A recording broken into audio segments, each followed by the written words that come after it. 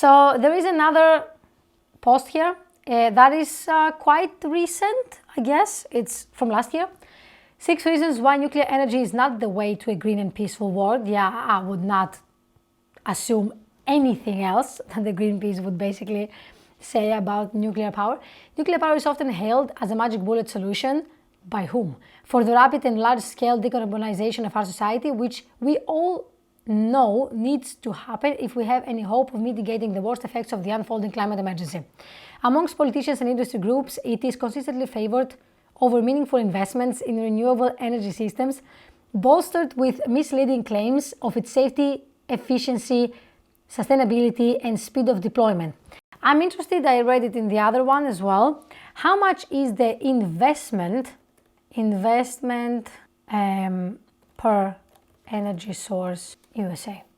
So let me just quickly try and find something, because I'm very curious how they say that nuclear is taking away from the investment and the financial development of the other renewable energy sources, that they're more reasonable based on what Greenpeace says. This seems to be an energy investment by sector from 2018 to 2020, and this is in billion of US dollars that have been invested. This is a scientific article, so I would say quite credible, maybe a little bit more credible than what Greenpeace has to offer, with no fact checking and no references for what they are saying. And it is clear here that one would see that the renewable energies are in the range of $300 billion consistently for the years 2018, 19, and 20, and nuclear is something below 50, so that is like 1/6 of the amount of investment that renewables get. And therefore, I'm not sure where the information comes from for Greenpeace, but I would really like to check their information and where they're taking it from, hopefully from an independent source and not something created in-house. Let's see. With the cost and efficiency of renewable energies, what efficiency exactly? Oh my God! We need some milk! Got him! Improving year on year and the effects of rapidly changing climate accelerating across the globe, we need to take an honest look, honest keyword here, Greenpeace, honest, at some of the myths being perpetuated by the nuclear industry and its supporters. Here are 6 reasons why nuclear power is not the way to a green and peaceful zero-carbon future. Let's see what you think. Nuclear energy delivers too little to matter? Is this really the first argument, that the efficiency of the nuclear power plants, which is literally the biggest reason why they're being built, is too little to matter? In order to tackle climate change, we need to reduce fossil fuels in the total energy mix well before 2050 to 0%. Okay, we both agree on that. According to scenarios from the World Nuclear Association and the OECD Nuclear Energy Agency, both nuclear lobby organizations, doubling the capacity of nuclear power worldwide in 2050 would only decrease greenhouse gas emissions by around 4%. But in order to do that, the world would need to bring 37 new large nuclear reactors to the grid every year from now, year on year, until 2050. The last decade only shows a few to 10 new grid connections per year. Ramping up to 37 is physically impossible. There is no sufficient capacity to make large forgings like reactor vessel. There are currently only 53 new reactors under construction or planned for the upcoming 1.5 decade. Doubling nuclear capacity, different from the explosive growth of clean renewable energy sources like solar and wind, is therefore unrealistic. And that for only 4% when we already need to reduce to 100%. Interesting though, did they mention, or actually they did not mention, that World Nuclear Association says that 37 new reactors are needed to be built by 2050, and that would only improve the gas emission reduction by 4%. How much would the renewables improve the gas greenhouse emission decrease, and how much of those renewables would we need to cover up the same amount of power that 37 large nuclear reactors would produce?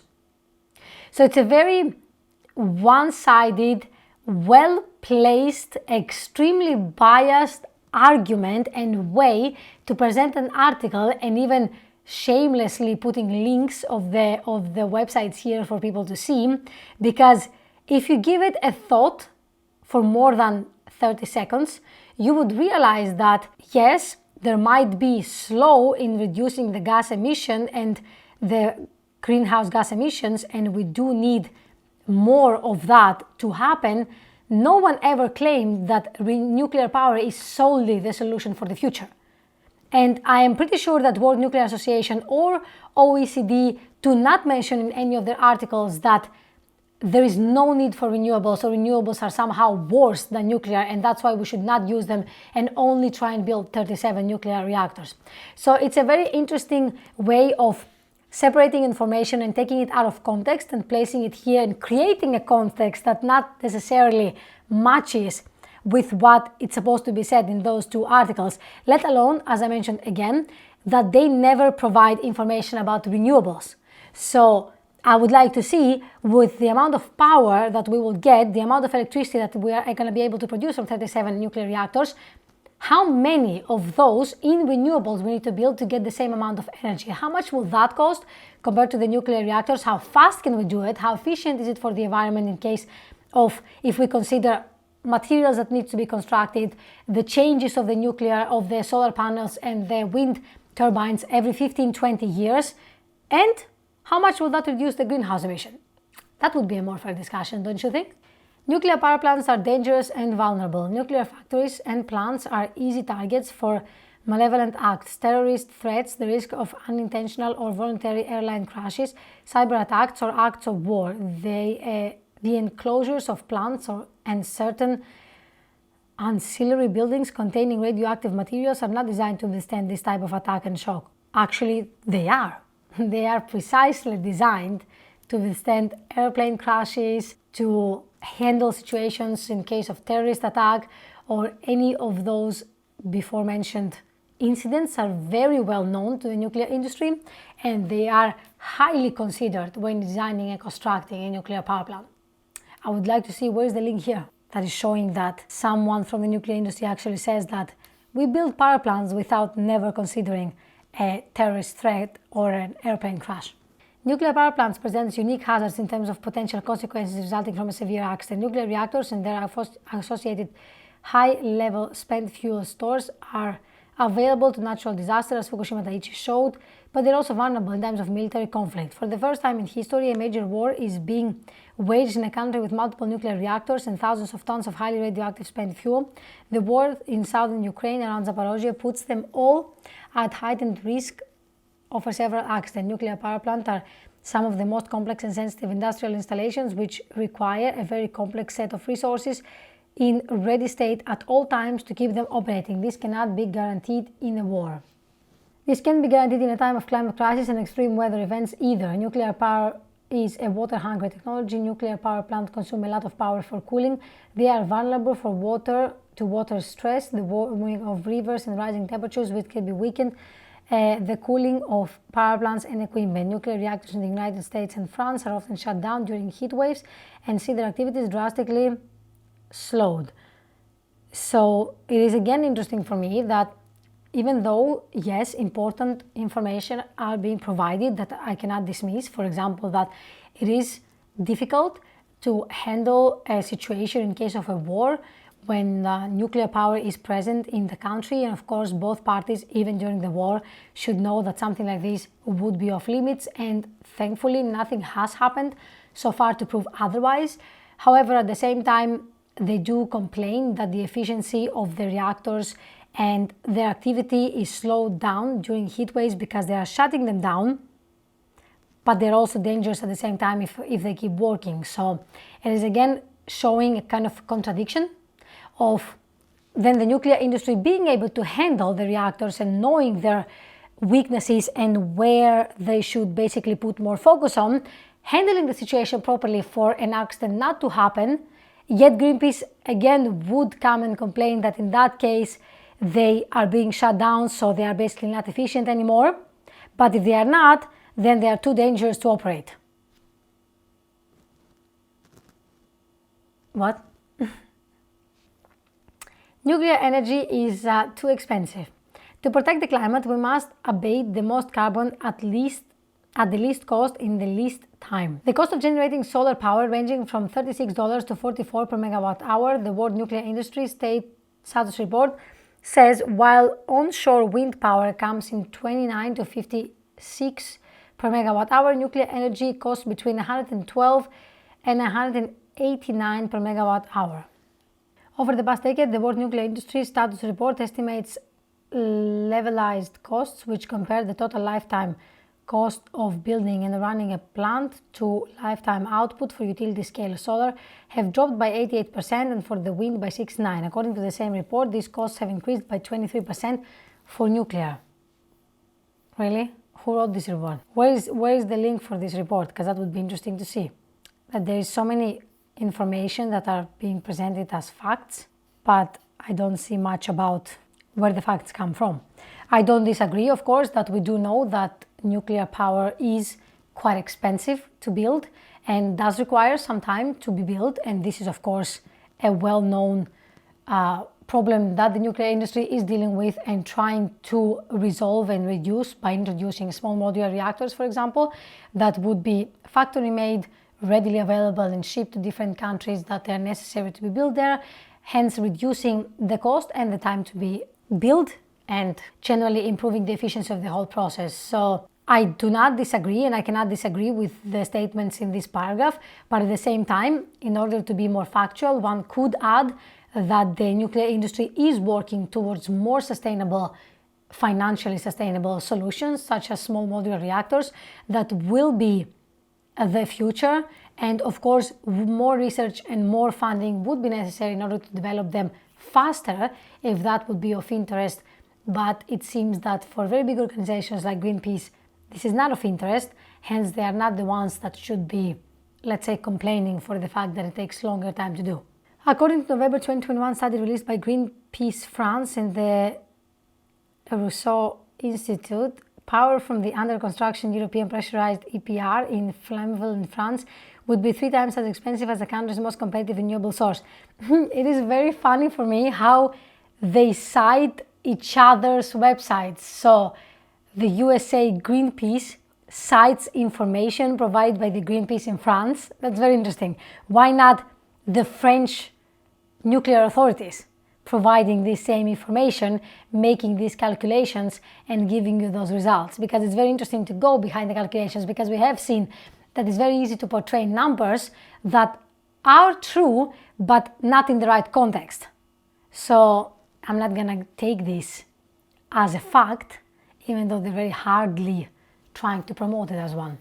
Nuclear energy is too slow. Stabilizing the climate is an emergency. Nuclear power is slow. Well, if you always complain that nuclear is slow while not building it in the meantime, then it will always be slow. From the 70s, 80s, in the 2000s, when the nuclear interest for nuclear energy dropped because of the nuclear accidents, then everybody was complaining that they're not being built enough and there's not much happening in the nuclear sector. And now, 20, 30 years later, there is the same complaint that it is slow and nothing is being built, but no one from back then ever supported it or promoted the building of nuclear reactors for them to take, let's say, 10 years to be readily available now. So of course, if you're always complaining that it is slow, yet never supporting for it to happen, it will always be slow because it will simply never happen. In 2001, the World Nuclear Industry Status Report estimates that since 2009, the average construction time for a reactor worldwide would be under just 10 years, well above the estimate given for the World Nuclear Association industry body of between 10 and 8.5 years. The extra time that the nuclear power plants take to build has major implications for climate goals, as existing fossil fuel plants continue to emit CO2 while awaiting substitution. The construction of a nuclear power plant is a long and complex process that obviously releases CO2, and thus the demolition of decommissioned nuclear sites, as does. Uranium extraction, transport and processing is obviously not free of greenhouse emissions either. All in all, nuclear power stations score comparable with wind and solar energy, but this latter can be implemented much faster and on a much bigger scale. We cannot wait for another decade for emissions to go down. They need to go down now with clean, renewable source of energy efficiently. We can do that. Interesting how the links that are cited are only for negative information, nothing for positive information. For example, it says here that nuclear power stations score comparable with wind and solar energy in terms of greenhouse emissions while they're being built, but there's no information to show that because it would make them less biased and more towards the neutral side and give the perspective to people that, okay, it's not all black and white. There is an understanding that there is a middle solution to this problem. But this is clearly what not the agenda of Greenpeace is. Hence, they're not providing all the facts and the links and the reports and the references from which they're taking their information from. As well as I said previously, that they still do complain about the fact that it takes a long time to build nuclear, but nobody really opposed to renewables to be built while the nuclear industry is working on a power plant or is building a nuclear reactor in the moment. I have not seen many nuclear physicists who go and say that renewable energies are bad and you should not try and build solar and wind, but you should only focus on nuclear. Actually, on the other hand, I have seen the opposite. Nuclear physicists and engineers are the ones who go out and say that the nuclear industry is available and very, let's say, happy to support the need for extra energy that the renewable grid will need, and they are exactly there for that reason. But it always seems that from the other side, the opposition is quite strong, that they try to make it look that it's a thing that both parties share, and this is not the case. Because as I said, the nuclear industry is not against the renewables as much as renewables seems to be against nuclear. Nuclear energy generates huge amounts of toxic waste. The multiple stages of nuclear fuel cycle produces large amounts of radioactive waste. No government has yet resolved how to safely manage this waste. As I said before, this is not true. This is not a fact. They don't provide any information about this because there is information out there, and this is a blog post from last year. And we know from last year for a fact that Finland was building and probably had finished their final repository already. Sweden is starting as well, and other countries are following as well. Some of this nuclear waste is highly radioactive and will remain for several thousands of years. True. Nuclear waste is a real scourge for our environment and for future generations who will still have the responsibility of managing it in several centuries. No, this is not how it's supposed to be. If you have read any manual or the mentality of the nuclear industry is that every generation should be able to handle its own waste.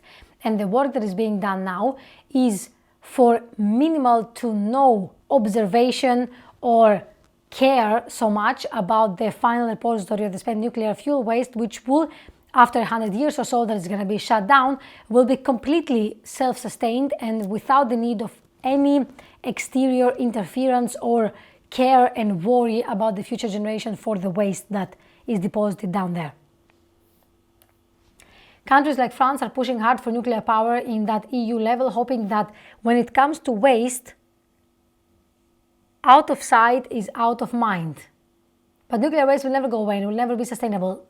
It's very interesting how they bring France into the conversation, and they say that France hopes that by the time they discuss about waste, nobody will be interested in the conversation, which couldn't be further from the truth, because France, of all countries, is the one that actually reprocesses nuclear fuel, reprocesses the spent uranium dioxide into mixed oxide fuel, which I'm planning to do a video about in the future, and reuses that into their reactors. So this is the definition of mishandling information and poorly and very biased way providing actually false information. I was trying to say it in a nice way, but there's no nice way to say about it. This is false information that has no backup and no justification behind it, and it's simply not true. This is one of the obvious reasons why nuclear power shouldn't be eligible for green funding, nor marketed as sustainable, as pointed out recently by the countries like Austria, Denmark, Germany, Luxembourg, and Spain, who spoke against the inclusion of nuclear power in the EU's green finance taxonomy. This is also one of the reasons why on the 9th of March of 2020, the EU Commission Technical Expert Ground of Sustainability Finance rejected nuclear energy because it did not meet the EU's do no significant harm principle and recommended excluding nuclear power from the green taxonomy. Nuclear waste management is costing taxpayers absurd amounts of money, as if building of renewables or any other energy source doesn't. And it's interesting how they talk about the nuclear waste, right? But at the same time, they never talked about the waste that the renewable energies are producing. I'm not saying it's radioactive, which will indeed last for a couple of thousands of years, but it is toxic, which will last forever. The toxicity of the waste that is produced from solar panels, for example, will never go away. Is there a way to handle it?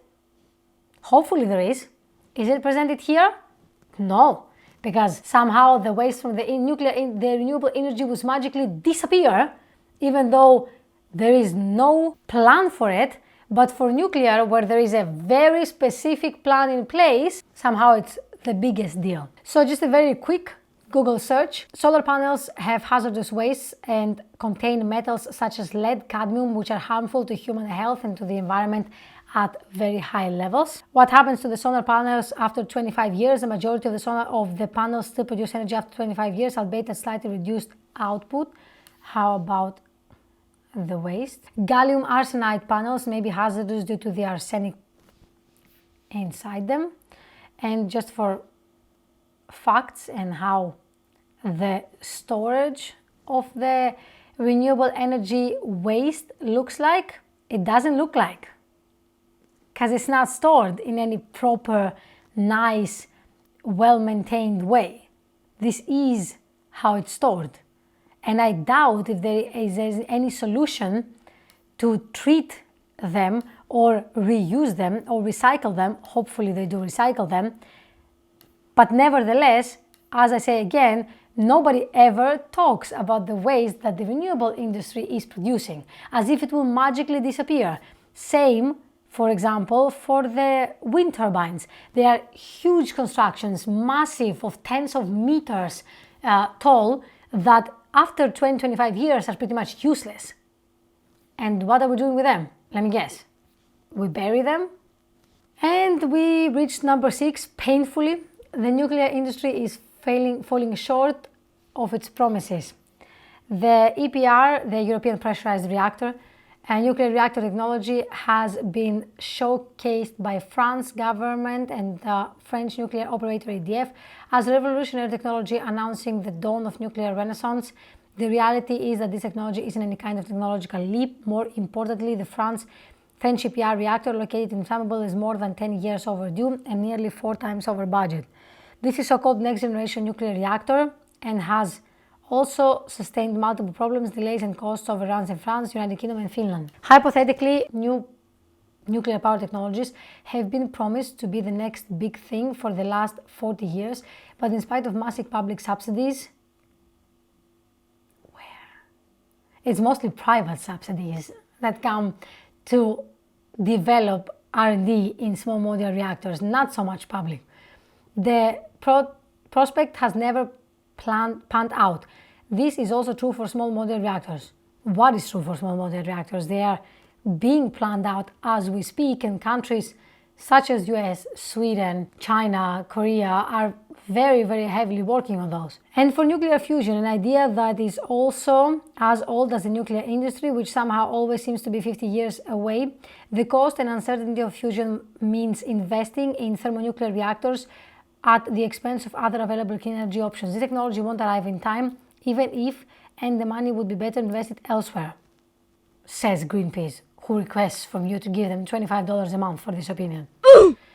Let's exert the utmost caution when presented with pro-nuclear options coming from experts and organizations regularly working with stakeholders from the nuclear sector, says Greenpeace, who probably works from stakeholders from against nuclear sector companies and potentially trained by vested interests, as if they are describing themselves in this sentence. Nuclear energy has no place in a safe, clean, sustainable future. We heard that 6 times already. It sounds a little bit sad and insecure at this point.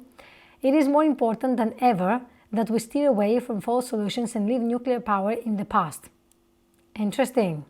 Interesting how they mention in the one blog post about nuclear weapons, nuclear power that we currently use as in fission.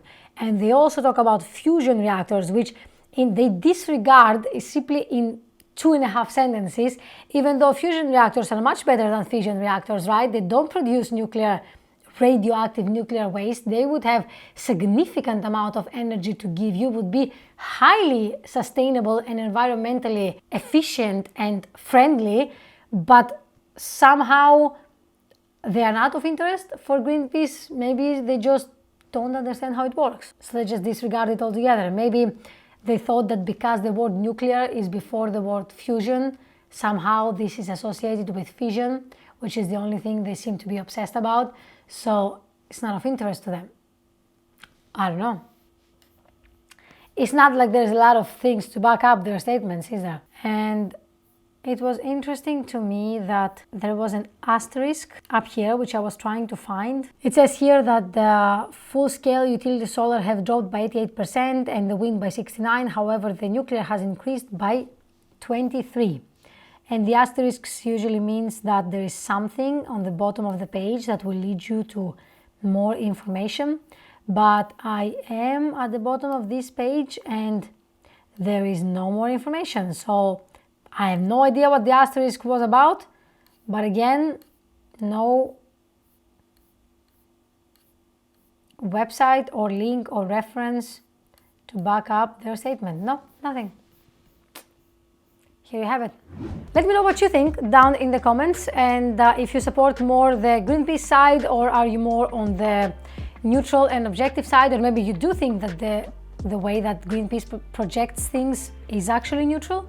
So I would like to know your thoughts in the comments down below. Thanks for watching. Don't forget to like and subscribe and turn on the bell notification icon. It's been Elina, your friendly nuclear physicist, and until next time, see you soon.